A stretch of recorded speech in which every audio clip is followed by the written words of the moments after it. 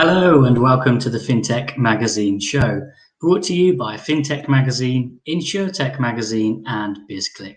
I'm Alex Clere, and as always, over the next 30 minutes or so, we'll be bringing you all the latest news, analysis and opinions from the worlds of FinTech and InsurTech, right here on LinkedIn, YouTube and our other digital platforms.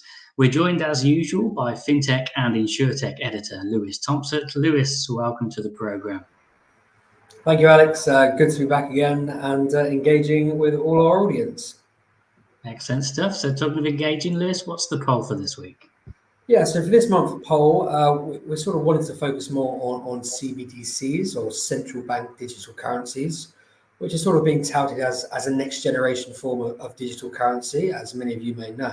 So the question this month is, will CBDCs herald a downfall of consumer interest in cryptocurrencies? The options are A, yes, CBDCs are the future, no, crypto will still thrive, or C, unsure.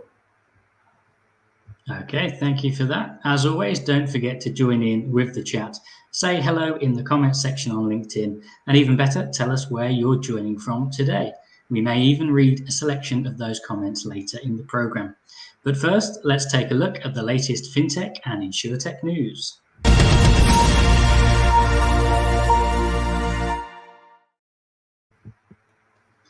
So we start this month with the latest InsurTech news. Lewis, what can you tell us? Yeah, thanks, Alex. So, the story I wanted to pick up on this month from the insurance world was something we covered recently on the InsurTech digital website, and it's to do with the current rate of fraud, specifically opportunistic fraud, with rates currently growing across all markets as a result of macroeconomic conditions and cost of living crises across the globe. And in particular, as I mentioned, opportunistic fraud, which is when someone makes a false claim, rose 61% between March 2022 and April 2023, as some consumers desperately look for quick payouts to sort of meet living costs. In the UK alone, I think it was London's IFED.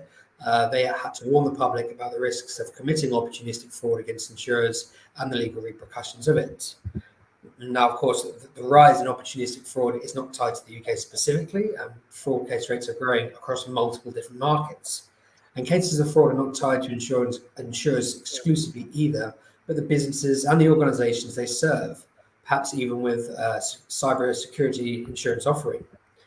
A report from SumSub suggested cases of deep fake fraud has risen 10% in Q1 2023 from the amount of deep fake fraud detected across the entirety of 2022, which is quite frankly a staggering rise.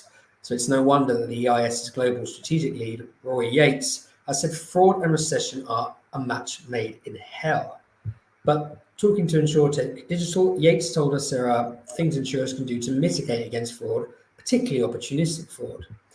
These things include upping the count of quality data that can be easily integrated into an insurer's offering, as well as conducting real-time analysis, privacy and security compliance to incorporate fraud naturally into the claims experience for both customers and employers. But with the technical capacity of fraudsters today being higher than ever before, it's clear that the insurance industry needs to match this to mitigate the risks posed by people that commit such fraudulent acts. And while InsurTech specializing in cybersecurity, AML practices are leading the way in the fight against fraud, it's perhaps the legacy insurance institutions, the ones slow on digital uptake of new innovations and technologies, that are perhaps today the most susceptible to technological fraud practices. So I think it's clear that the threat of fraud is but one more reason why legacy institutions should try to update their existing infrastructures at a much faster rate than they currently are. And back over to you, Alex, who I think you're going to give us the news from the world of FinTech. I am indeed, yes. So this month's FinTech story is actually something we covered on fintechmagazine.com yesterday, and it's the launch of a new subscription management tool from MasterCard. The company is partnering with Subeo, one of the graduates from its Start Path engagement program, to offer a single API that integrates into online banking platforms. That API will allow consumers to turn off subscriptions, to renew subscriptions, and generally to manage their recurring payments from within their banking app, all without having to log into multiple different platforms. Now, this could be quite important in today's economy. I feel like we heard at the end of the pandemic about customers cancelling their subscription services, and it's true that lockdown led to a spike in the number of subscriptions we were using, but actually the subscription economy has remained pretty resilient since then. MasterCard's research suggests the average American has 12 different media and entertainment subscriptions, rising to 17 for millennials, and the market is on the rise. It's expected to be worth $1.5 trillion by 2025. Research from Recurly, published earlier this month, shows that churn is on the increase, but not by as much as we might expect. The average churn rate has gone from 6.5% in 2018 to 6.8% in 2022, indicating that subscriptions remain a consistent part of consumers' lives. But with rising inflation and cost of living pressures, consumers want to be able to manage the subscription they're not using quickly and effortlessly. Obviously, MasterCard's entry into the subscription management space could be viewed as a threat for existing players. But speaking to FinTech Magazine, Amanda Mesler, Chair and CEO of Mina Technologies, which also develops a subscription management tool that embeds into online banking, actually welcomed the latest move from the card provider. She said, quote, "It's further validation of the global demand for subscription management and recognition of the value it drives," adding, "This is an exciting space to watch, and we have a critical role to play in shaping the future of the subscription economy." AJ Balla, President of Cyber and Intelligence at MasterCard, believes this solution will give consumers direct control over their subscription payments through a single trusted source, putting power back into consumers' hands.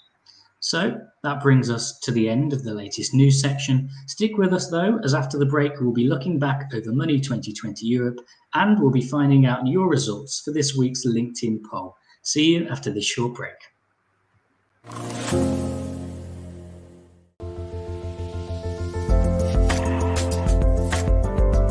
Yeah, Jürgen Kress, part of the Oracle product management team for integration and digital assistance. Oracle is an enterprise software company from cloud services to on-premise software, including infrastructure, platform, and software as a services.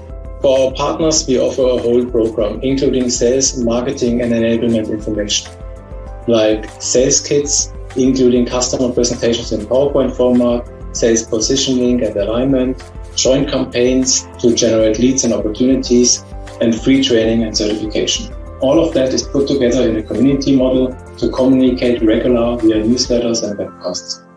Oracle integration is for us a door opener to the whole infrastructure as a service platform. With Oracle integration, we connect SaaS solutions and give the customer the opportunity to use more of our infrastructure, from compute and storage to identity management to content management. We are looking to expand into new customers who will start using the Oracle Cloud infrastructure, and we are going to release new services and building out the whole platform. Building out Oracle integration as a platform to connect, extend, and build new applications.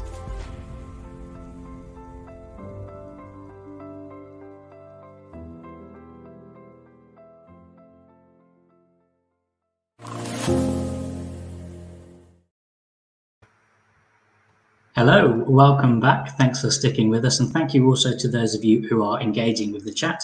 Hello to Nassim and to Dario, to Kieran and to El Ghali. Thank you very much indeed for engaging with the comments, and keep those comments coming. Still to come, the results of our LinkedIn poll. You've still got time to vote if you haven't already. Just visit our LinkedIn page. But first, it's time to recap Money 2020 Europe, which happened at the beginning of this month in Amsterdam. FinTech Magazine was out in force as both a sponsor and exhibitor. You may have been there. You might even have come up to us and said hello. Thank you to everybody who did. In total, we did more than 70 interviews across the event with various exhibitors, startups, big names, and influential speakers.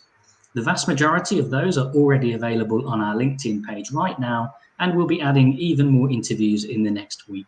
But to give you a taste of some of the things we talked about, we thought we'd bring you this interview from Abid Mumtaz, commercial lead for Wise. He tells us about some of the challenges that still exist when moving money across borders. Let's take a look.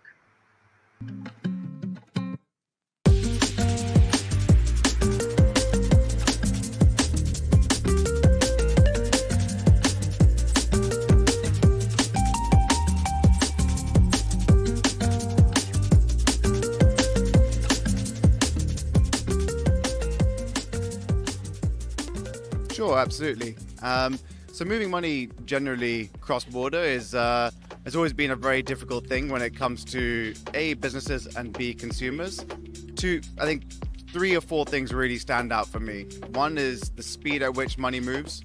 So people in today need money to arrive in the beneficiary as fast as possible, as instantly as possible, more than they used to. Secondly, they want it to arrive as at low cost as possible. So with as many, as less fees as possible, not as many fees as possible.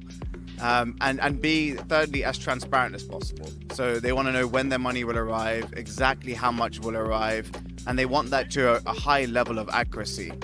I think the fourth thing really comes down to is the convenience. So moving money, generally speaking, is quite a cumbersome process, especially when it comes to doing that cross-border. They want that to be as easy as possible, as convenient as possible, within a few steps or a few clicks, just how we're seeing across most of the banking and financial journeys that we're seeing today. So I think you can really bucket it into those 4 things, I'd say. Yeah, it's a great question, and one that I'm often faced with and trying to figure out for our own clients as well. I think 5 to 10 years from now, we'll probably be in a world where instant is very much adopted. So I think today with Wise, we're proud to say that 55% of our payments moving around the world are settling into the beneficiary's bank within 20 seconds. But the market still has a way to catch up, and we still have plenty of work to do to get to 100%. But I think that's where we're really going to be spending a lot of time. And I think even just being here at Money 2020, you can see how many different people within the payments industry are actually just focusing on how can money move as fast as possible. Yeah, absolutely. So it's a really great opportunity to meet a lot of people. I don't know what the official number is this year, but it felt like last year was somewhere between 8,000 to 10,000 people.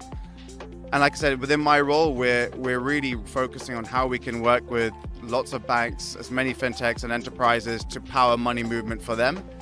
This is a really good opportunity for us to meet a lot of them, to hear about the problems that they're looking at solving, but also tell them a bit about how we can help them and help their customers through working together.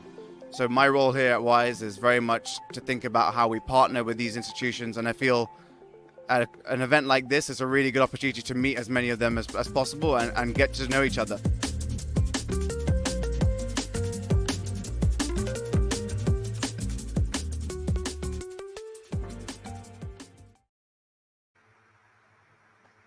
Okay, there you go, our interview with Wise, and you can catch more videos like that on our LinkedIn page.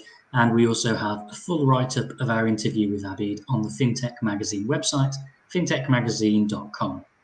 Okay, now it's the last day of the month already, so you don't have long to wait until we have 2 new magazines.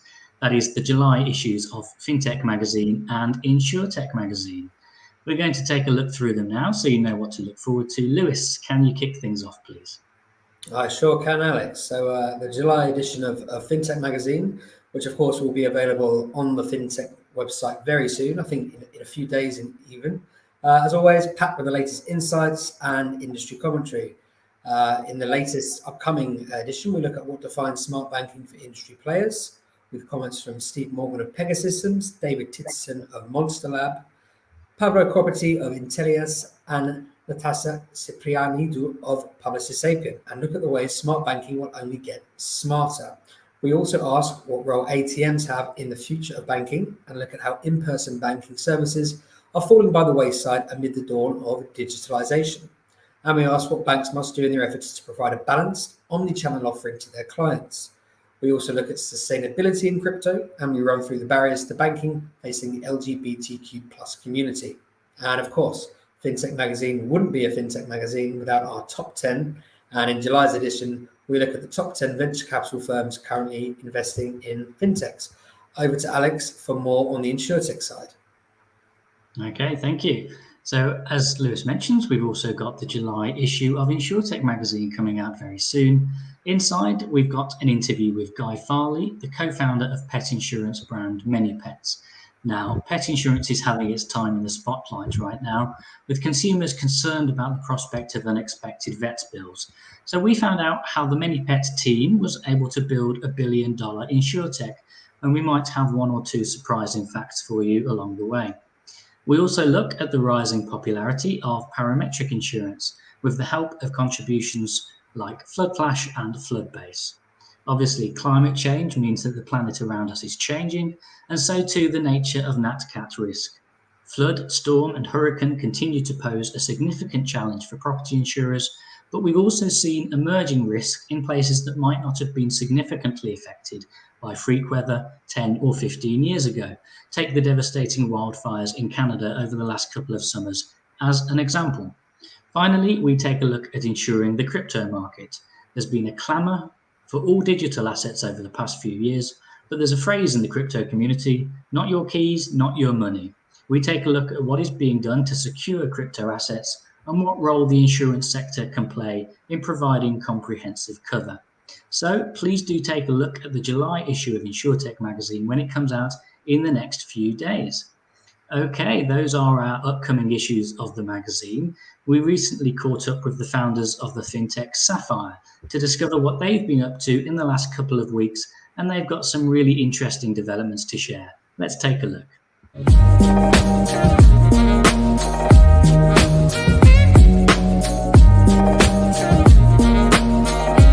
We're here in Nashville, Tennessee for the Fixed Income Leadership Summit. It's one of the largest, probably the largest fixed income gathering of front office traders on the buy and sell side. So and so we're here to evangelize Sapphire to the front office for fixed income.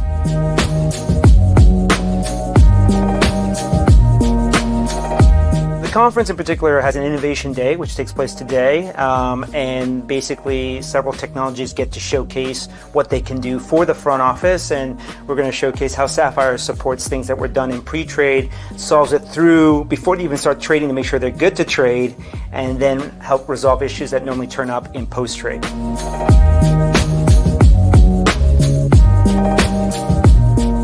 We're here on the momentum, on the back of winning the award from the Global Custodian FinTech of the Year. So the feelings are high. My team is here, and we can use that, I think, a little bit with the wins in our sales to kind of promote this to the front office here at the Nashville conference. So we're feeling good, and I think that's also going to give reason for why firms are looking at us and to see how we can solve the top priorities of the front office for fixed income.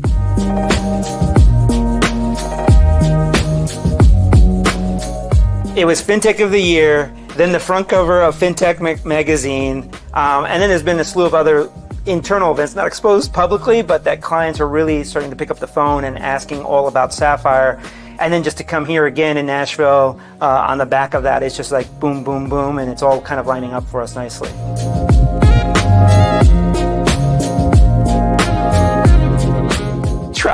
Travel. I mean, I think it was just back in May when we were seeing you last, London, Edinburgh, London, Paris, Budapest, now Nashville, and just go. And, I'm not sorry for it. It's exciting. And the fact that people want to know more, it gives you a reason to get up in the morning and take that flight. So it's been exciting. I'm grateful for it. I could use a little rest though.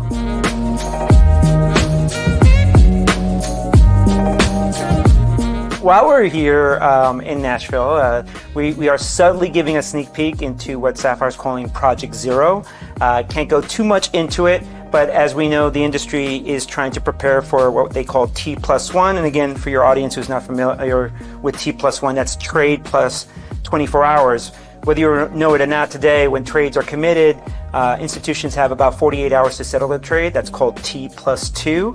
The United States and Canada, their regulatory bodies, the SEC, have agreed to start moving the industry to T+1 as of the end of May of 2024, coming up in less than a year. And the real question is, okay, T+1, why not T0? And so more to come on that front. Okay, Sapphire there, always happy to bring you the latest developments with them. Finally, Lewis, have you got the results of our LinkedIn poll for us? I do indeed, Alex. So earlier on, we asked our audience, will CBDCs herald a downfall of consumer interest in cryptocurrencies? The options were A, yes, CBDCs are the future, B, no, crypto will still thrive, or C, unsure. Now I can say that now 14% of you have answered yes, that CBDCs are the future, while a resounding 54% have said that no, crypto will still thrive, and the remaining 32% are unsure. So Alex, I think we have our resounding answer there. Yeah, I think that's a consensus for sure. Some very interesting results. Thank you very much, Lewis. Thank you to everyone who voted in that one. If you haven't done so already, you can still add your voice to the conversation. We'll leave that question open for you for a few more days to come. That's all for this month's FinTech Magazine Show live on LinkedIn, unfortunately. We'll be back on the 28th of July, so please do put that date in your calendar. Thank you to the production team for keeping this show on track. Thank you to Lewis again for joining me. And thank you to you for watching and taking part and all of your comments today as well. Have a fantastic weekend, whatever you're up to. And until next time, goodbye.